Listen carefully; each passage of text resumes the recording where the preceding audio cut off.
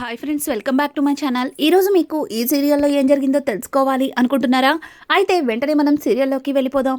ఇంకా కళ్యాణ్ తనని బెదిరిస్తున్న సంగతి ధీరజ్తో చెప్తుంది. ధీరజ్ ఒక్కసారిగా కంగారు పడతాడు. వాడు వాడు చాలా డేంజర్. వాడు కనుక వాడి దగ్గర ఉన్న ప్రూఫ్స్ అన్నీ నాన్నకి చూపిస్తే ఆ తర్వాత చాలా పెద్ద ప్రాబ్లం అవుతుంది. అలాగే వదిన అమ్మ కలిసి నీకు నాకు పెళ్లి చేశారన్న సంగతి తెలిసి ఇక నాన్న జీవితంలో అమ్మని వదిన్ని క్షమించడు అని చెప్పి ఇక ధీరజ్ అయితే తన మనసులో ఉన్న ఆలోచనని ప్రేమతో చెప్పి చాలా బాధపడతాడు. ఇక ప్రేమ అయితే ధీరజ్ నాకు కూడా అదే భయంగా ఉంది. ఎలా అయినా సరే ఆ కళ్యాణ్ గారిని పట్టుకుని వాడి దగ్గర ఉన్న ప్రూఫ్స్ని తీసుకుంటే కానీ మనం ఈ ఇబ్బంది నుంచి బయటపడలేం అని చెప్పి ఇక ప్రేమ మాట్లాడుతూ ఉంటే ధీరజ్ వాడి దగ్గర ఉన్న ప్రూఫ్స్ కొంచెమే కాదు చాలానే ఉన్నాయి. అందుకే వాడు అంత ఇదిగా మాట్లాడుతున్నాడు. వాడిని పట్టుకోవడానికి నేను చేయాల్సిన ప్రయత్నాలన్నీ చేస్తాను అని చెప్పి ఇక ధీరజ్ అయితే మాట్లాడతాడు. ఇది ఇలా ఉండగా వాళ్ళ దగ్గర ఉన్న ఫొటోస్ని రామరాజుకి చూపించడం కోసం రామరాజు కోసం ఎదురు చూస్తూ ఉంటుంది. ఇక ఇక్కడ చూస్తే రామరాజు అలాగే తిరుపతి బయట సెంటర్లో కొంతమంది మనుషులతో మాట్లాడుతూ ఉంటాడు. ఇక కళ్యాణ్ ప్లాన్ ప్రకారం ఒక పెన్ డ్రైవ్ని తీసుకొచ్చి తనతో పాటు వచ్చిన ఒక అబ్బాయి చేతికిచ్చి, చూడు ఈ పెన్ డ్రైవ్ని ఎట్టి పరిస్థితుల్లో రామరాజుకే ఇవ్వాలి. అలాగే రామరాజు చాలా తెలివైనవాడు. నిన్ను చాలా రకాలుగా క్వశ్చన్ వేయొచ్చు. నువ్వు ఎలా అయినా సరే నీ తెలివితేటలతో రామరాజు ఆ పెన్ డ్రైవ్ని తీసుకునేలా చెయ్యి. అలాగే దానిలో ఉన్నది చూస్తే మీకంతా తెలుస్తుందని ఆయనకి చెప్పే విధంగా చెప్పు అని చెప్పి ఇక కళ్యాణ్ అయితే ఒక అబ్బాయికి పెన్ డ్రైవ్ ఇచ్చి రామరాజు దగ్గరికి పంపిస్తాడు.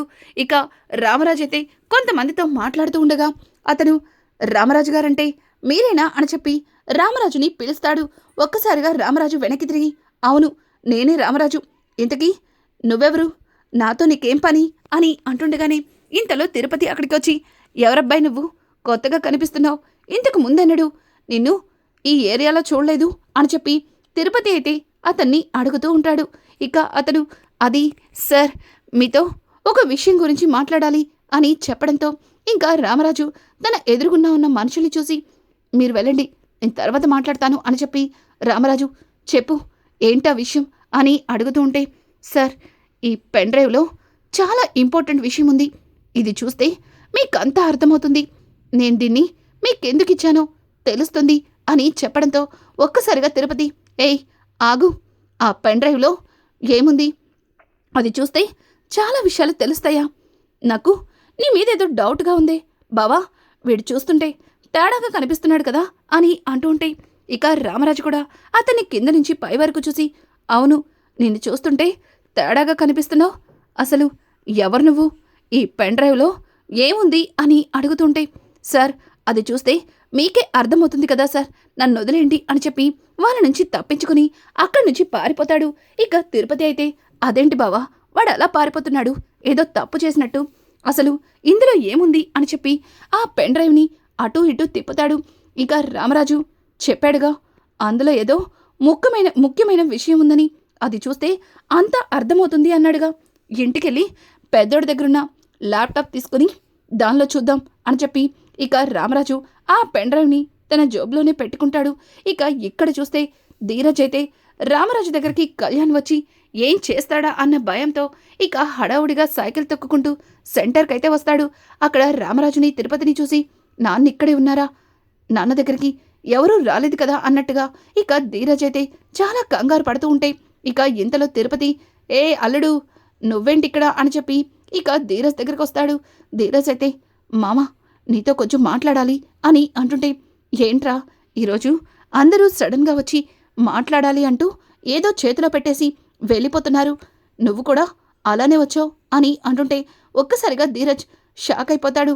ఏంటి మామ ఏమంటున్నావు, ఎవరో వచ్చి ఏదో చేతిలో పెట్టారా అని అంటుంటే, అవునరా ఇప్పుడే ఒకడొచ్చి మీతో ముఖ్యమైన విషయం చెప్పాలి అంటూ పెన్ డ్రైవ్ని మీ నాన్న చేతిలో పెట్టాడు, పైగా అందులో ఏదో ఇంపార్టెంట్ మ్యాటర్ ఉంది, అది చూస్తే మీకు బాగా అర్థమవుతుంది అని చెప్పి ఇంకా మీ నాన్న చేతిలో పెట్టి ఏదో మేం తనని కొడతామన్నట్టుగా పారిపోయాడ్రా అని చెప్పడంతో ఒక్కసారిగా ధీరజ్ ఖచ్చితంగా అది ఆ కళ్యాణ్ గాడే ఇచ్చుంటాడు, అందుకే వాడు దొరికితే మళ్ళీ ఎక్కడా తను ఇరుక్కుంటాడని పారిపోయి ఉంటాడు.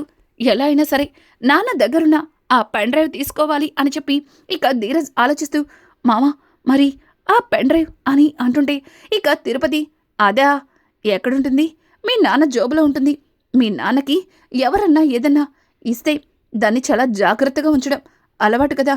పైగా అందులో మీకు కావాల్సింది ఉంది అని చెప్పిన తర్వాత మీ నాన్న అది ఎవరికైనా ఇస్తారా ఏంటి? సరే దాని గురించి వదిలేగాని నువ్వెందుకొచ్చావు? పైగా నాతో ఏదో మాట్లాడాలి అంటున్నావు అని చెప్పి తిరుపతి అయితే ఇక ధీరజ్ని అడగడంతో, ధీరజ్ మామ మరి మరి నాకు ఆ పెన్ డ్రైవ్ కావాలి అని అంటుంటే, నాకు తెలుసు రాలుడు, ఖచ్చితంగా నువ్వేదో కాలేజ్లో ఏదో పని చేసుంటావు. దాన్ని మీ ఫ్రెండ్స్ అందరూ కలిసి వీడియో తీసి మీ నాన్నకి పంపించుంటారు అంతే కదా అని అంటుంటే, అంతే, ఒక విధంగా అంతే మామ. అది నాన్న చూస్తే తర్వాత నాన్న నన్ను చాలా కోప్పడతారు అని చెప్పి ఇక ధీరజ్ చెప్పడంతో, ఓస్ అంతే కదా, ఆ పెన్ డ్రైవ్ని తీసుకుని ఎట్లా అయినా నీ చేతికిస్తాను అని చెప్పి ఇక తిరుపతి అయితే ధీరజ్తో చెప్తాడు. ధీరజ్ కాస్త ఊపిరి పీల్చుకున్న పెన్ డ్రైవ్ రామరాజ్ దగ్గర ఉందన్న భయం మాత్రం తన గుండెలకి పదే పదే గుర్తొస్తుంటుంది. ఇక ఇది ఇలా ఉండగా ఇంటికి వచ్చిన ప్రేమని చెయ్యి పట్టుకుని నర్మద అలాగే వేదవతి ఇద్దరు కూడా బయట పెరట్లోకి తీసుకెళ్తారు. ఒక్కసారిగా ప్రేమ, అక్క ఏమైంది? నన్నెందుకు ఇలా పక్కకి తీసుకొచ్చారు అని అంటూ ఉంటే ఇక వేదవతి అయితే, ఇదిగో అమ్మాయి, నువ్వు ఇలా చేస్తావని అస్సలు అనుకోలేదు అని చెప్పి ఇక వేదవతి మాట్లాడుతుంటే పక్కన ఉన్న నర్మద, చూడు ప్రేమ, కష్టమైన సుఖమైన కలిసి పంచుకోవాలి, అంతేగాని నీ ఒక్కదానివే బాధపడుతూ మాతో సంతోషంగా ఉండడం కరెక్ట్ కాదు అని అంటుంటే ఇక ప్రేమ, ఏమైందక్క, మీరు దేని గురించి మాట్లాడుతున్నారు? నేనేం బాధపడట్లేదే అని చెప్పి ఇక ప్రేమ అయితే తడబడుతూ నర్మదతో మాట్లాడుతుంటే ఇంకా వేదవతి, చూడు ప్రేమ, నిన్ను ఈ ఇంటికి కోడలిగా తీసుకురావడానికి ఒక విధంగా నేనే కారణం. మాకు ఇబ్బంది వస్తుందని మాతో కూడా నిజం చెప్పకుండా నీలో నువ్వే బాధపడుతున్నావు కదా అని చెప్పి ఇక వేదవతి అడుగుతుంటే ఒక్కసారిగా ప్రేమ, ఏంటి వీళ్ళు ఇట్లా మాట్లాడుతున్నారు? వీళ్ళకి ఆ కళ్యాణ్ గాడి గురించి ఏదైనా తెలిసిందా? అసలు ఏమై ఉంటుంది అని చెప్పి ప్రేమ ఆలోచిస్తూ ఉంటే, ఏంటి ఈ విషయం మాకెలా తెలిసిందని నువ్వు ఆలోచిస్తున్నావు కదా? చూడు, ఆ రోజు ఆ కళ్యాణ్ గాడు కొరియర్ కవర్ పంపించాడు. అందులో కళ్యాణ్ నీ ఫొటోస్ చూసిన తర్వాత నువ్వు చాలా కంగారుగా ఆ కవర్ని తీసుకుని లోపలికి వెళ్ళిపోయావు. అందులో కళ్యాణ్ ఫొటోస్ పెట్టి నిన్ను బెదిరిస్తున్నాడని మాకు అర్థమైంది. ఇంత పెద్ద విషయాన్ని మా దగ్గర దాచిపెట్టి మా ముందు నవ్వుతూ తిరుగుతున్నావా అని చెప్పి ఇంకా నర్మద అలాగే వేదవతి ఇద్దరు కూడా ఇక ప్రేమని అడుగుతుంటే ఒక్కసారిగా ప్రేమ వాళ్ళన్న మాటలకి షాక్ అయిపోతుంది.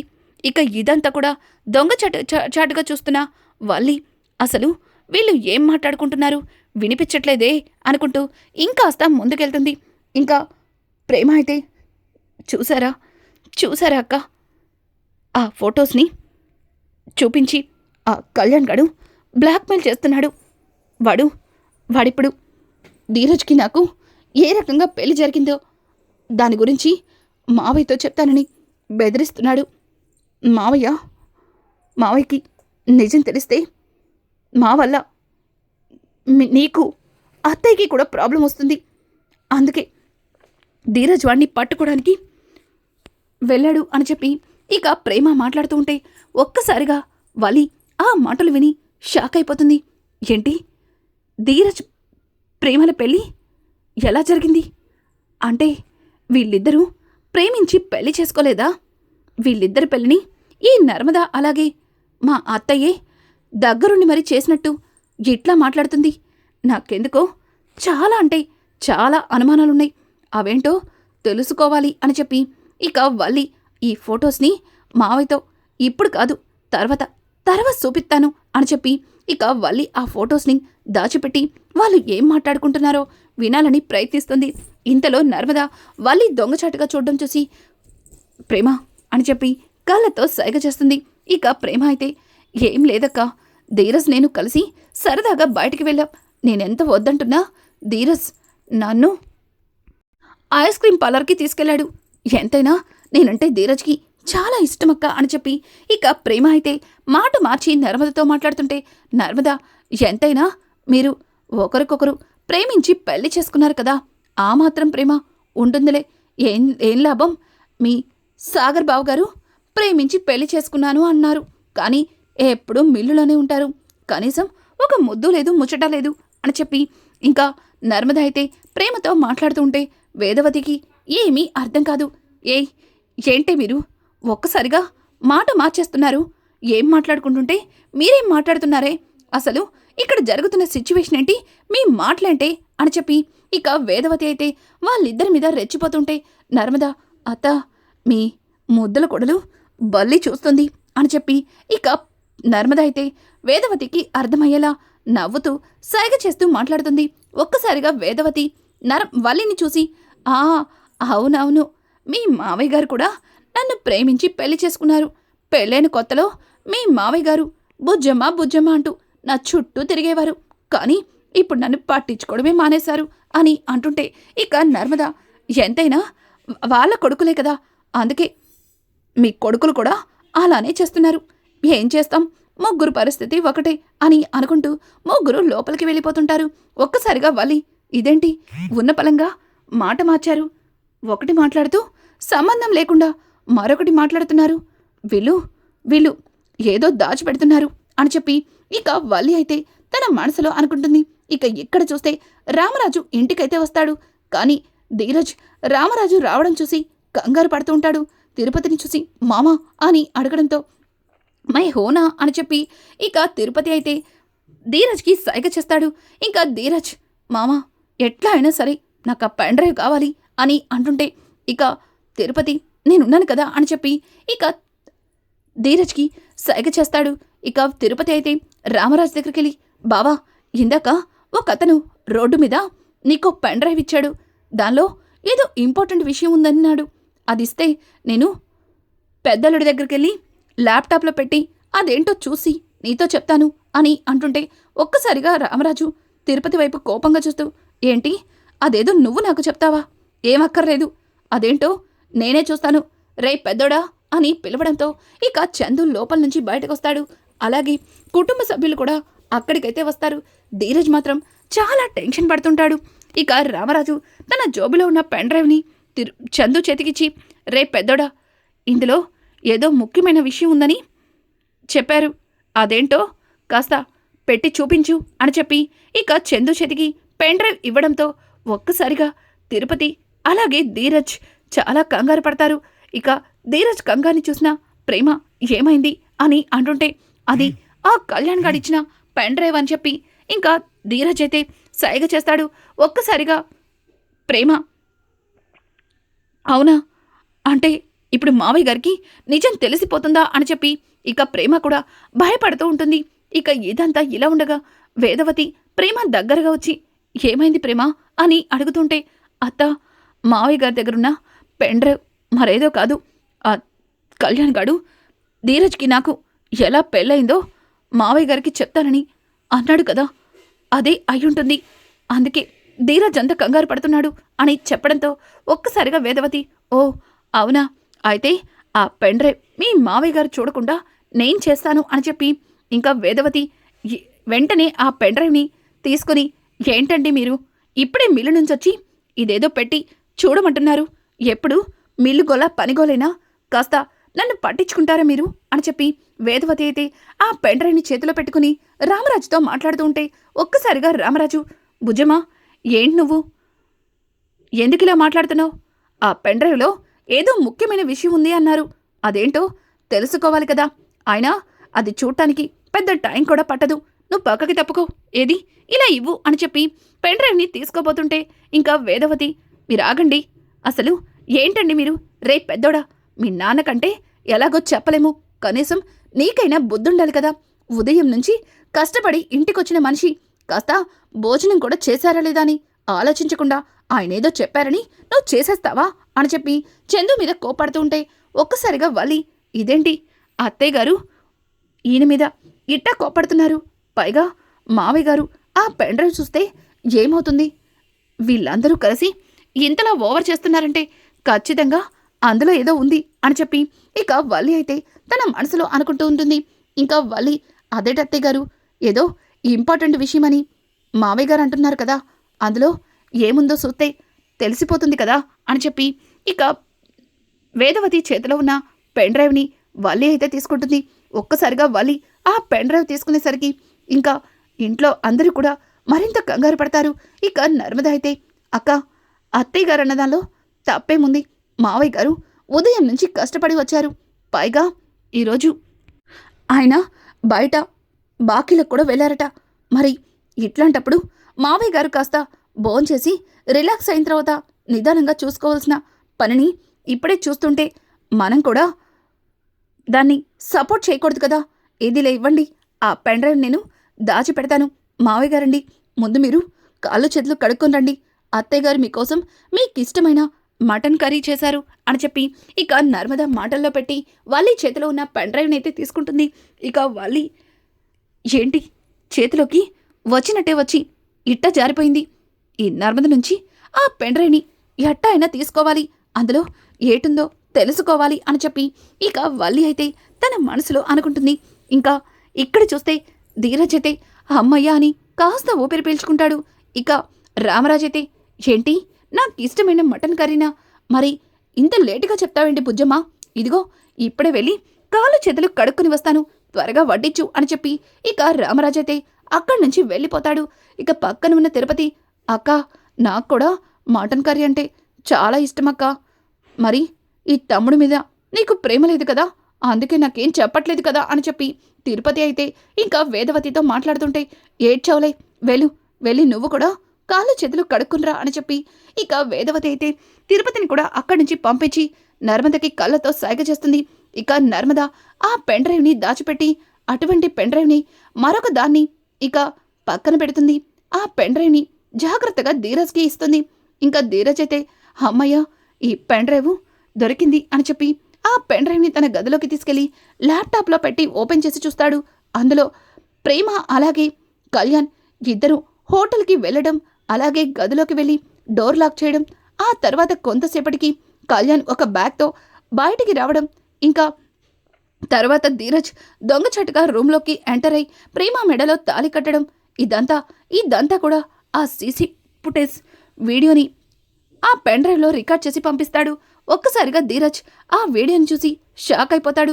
అలాగే ప్రేమతో కలిసి దిగిన కొన్ని ఫొటోసు, అలాగే వాళ్ళిద్దరూ కలిసి సరదాగా బయటికి వెళ్ళిన కొన్ని వీడియోస్ కూడా అందులో ఉంటాయి. అవి చూసిన ధీరజ్ చాలా కోపంగా ల్యాప్టాప్ని గట్టిగా కొడతాడు. ఇక ఒక్కసారిగా ప్రేమ పరిగెత్తుకుంటూ, ధీరజ్ ఏమైందిరా అని అంటుంటే, చూడు వాడిని గుడ్డిగా నమ్మి వాడితో నచ్చిన దగ్గరకల్లా వెళ్ళావు, వాడు వాటన్నింటినీ వీడియోలు తీసి పంపించాడు. నీకు పెళ్లికి ముందే చెప్పాను, వాణ్ణి దూరం పెట్టు, వాడు నువ్వు అనుకున్నంత మంచివాడు కాదు అని. కానీ నా మాట వినిపించుకోకుండా వాడు పెద్ద హీరో అని, వాడు చాలా మంచివాడని, చూడు వాడితో వెళ్ళి ఇప్పుడు ఎక్కడి దాకా తీసుకొచ్చావు. ఈ ఆడవాళ్ళకి మంచి చెప్తే అస్సలు అర్థం కాదు, అది పీకల దాకా వచ్చేదాకా తీసుకొస్తారు అని చెప్పి ధీరజ్ చాలా కోపంగా అక్కడి నుంచి లేచి గుమ్మం దగ్గరికి వెళ్ళి నుంచుంటాడు. ఇక ప్రేమ అయితే ధీరజ్ దగ్గరికి వెళ్ళి, ఐఎమ్ సారీ ధీరజ్, ఇలా జరుగుతుందని అస్సలు అనుకోలేదు, అందుకే కదా ఇన్ని రోజుల నుంచి ఈ విషయాన్ని ఎవరితో చెప్పుకోలేక నాలో నేనే సతమతమైపోయాను అని చెప్పి ప్రేమ అయితే చాలా జాలిగా మాట్లాడుతుంటే, ఇదొకటి, మళ్ళీ ఈ విషయాన్ని ఎవరితోన్నా చెప్తే వాళ్ళు కూడా ప్రాబ్లంలో ఇరుక్కుంటారని మళ్ళీ సానుభూతి డైలాగ్స్ ఒకటి, చూడు ఇంకొకసారి ఇట్లా చేశావంటే ఊరుకునేది లేదు, చూడు ఇప్పటికైతే ఈ విషయాన్ని నాన్నకి తెలియకుండా మేనేజ్ చేశాం, కానీ వాడు ఇట్లాంటివి చాలానే రెడీ చేసుంటాడు, వాడు ఎక్కడున్నాడో తెలుసుకొని వాడిని పట్టుకుంటేనే కానీ ఇవేవీ బయటపడవు అని చెప్పి ఇక ధీరజ్ అయితే ఆలోచిస్తూ ఉంటాడు. ఇంతలో నర్మద అలాగే వేదవతి అక్కడికొచ్చి, ధీరజ్ అని అంటుంటే, వదిన, మీరు కనుక ఆ పెన్ డ్రైవ్ని తీసుకోకపోతే ఈరోజు నాన్నకి అన్ని నిజాలు చెప్పవలసి ఉండేది, అలాగే దానివల్ల అమ్మని నిన్ను కూడా నాన్న ద్వేషించేవారు అని చెప్పి ఇంకా ధీరజ్ అయితే వేదవతితో అలాగే నర్మదతో మాట్లాడుతూ ఉండగా ఇక ఇంతలో రామరాజు బుజ్జమా అని గట్టిగా అరుస్తాడు. ఒక్కసారిగా రామరాజు గొంతు చాలా కోపంగా వచ్చేసరికి అందరూ కూడా భయంగా పరిగెత్తుకుంటూ హాల్లోకి వెళ్తారు. ఇక రామరాజు అయితే అందులో ఉన్న ఫొటోస్ చూసి వేదవతికి చూపిస్తాడు.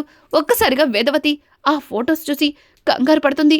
ఇక నర్మద వైపు చూసి అయ్యి ఇంకా లేవన్నావు కదే, మరి మళ్ళీ ఎలా వచ్చాయి అని చెప్పి ఇక వేదవతి అయితే నర్మదని అడుగుతుంటే నర్మద అన్నీ ఇచ్చేసింది అనుకున్నాను అత్తయ్య, కానీ సగం ఫొటోసే ఇచ్చి సగం ఫొటోస్ని మీ బల్లి కొడలు దాచిపెట్టిందని అస్సలు అనుకోలేదు అని చెప్పి ఇక నర్మద అయితే కంగారు పడుతూ వాటిని ఎవ్వరికీ చూపించద్దు చెప్పొద్దు అన్నాను కదా అని చెప్పి ఇక నర్మద అయితే వల్లితో మాట్లాడుతూ ఉంటే వల్లి అదేటక్క అట్టా మాట్లాడుతున్నావు, అయినా ఒక అబ్బాయితో ఇంత క్లోజ్గా దిగిన ఫొటోస్ని చూసి ఎవరన్నా ఇంటి పెద్దగా మావిగతో చెప్పకుండా ఎట్టా ఉంటారు చెప్పండి.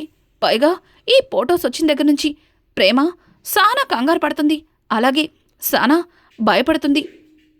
తను ఏదైనా ప్రాబ్లంలో ఇరుక్కుందేమో, అందరం కలిసి ఏదైనా సహాయం చేయొచ్చని మావిగతో చెప్పాను అని చెప్పి ఇక నర్మదతో వాళ్ళు మాట్లాడుతూ ఉంటే ఇక ఇంతలో వేదవతి అయితే ఏముందండి ఈ ఫొటోస్లో ప్రేమ ప్రేమ అని అంటుంటే ఇక రామరాజు ప్రేమ సరే, ప్రేమ పక్కనున్న ఆ అబ్బాయి ఎవరు అని అడగడంతో అది అది ఆ అబ్బాయి అని అంటుంటే ఇక ధీరజ్ ఇంతలో అక్కడికొచ్చి ఇతనా, అతని పేరు కళ్యాణ్ అన్న, తను నాకు చాలా బెస్ట్ ఫ్రెండ్, నాకే కాదు ఇతను కాలేజ్లో అందరికీ కూడా చాలా బెస్ట్ అంటే బెస్ట్ ఫ్రెండ్, అందరూ అతన్ని అన్నయ్య అన్నయ్య అని పిలిచేవాళ్ళు, ప్రేమ కూడా అన్న చెల్లెళ్ళు కలిసి బాగానే ఫొటోస్ దిగారు అని చెప్పి ధీరజ్ అయితే ఇక ప్రేమకి ఆ ఫోటోని చూపిస్తాడు.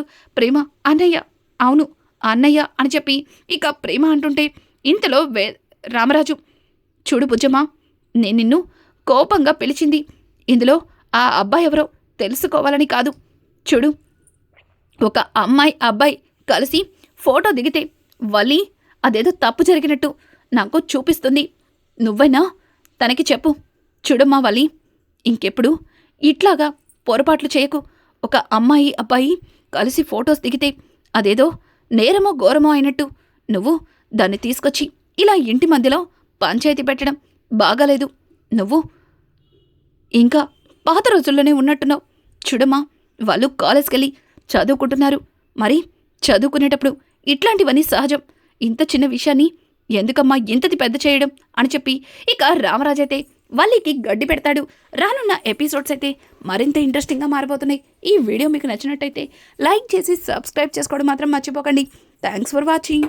Hi friends, welcome back to my channel. ఈరోజు మీకు ఈ సీరియల్లో ఏం జరిగిందో తెలుసుకోవాలి అనుకుంటున్నారా?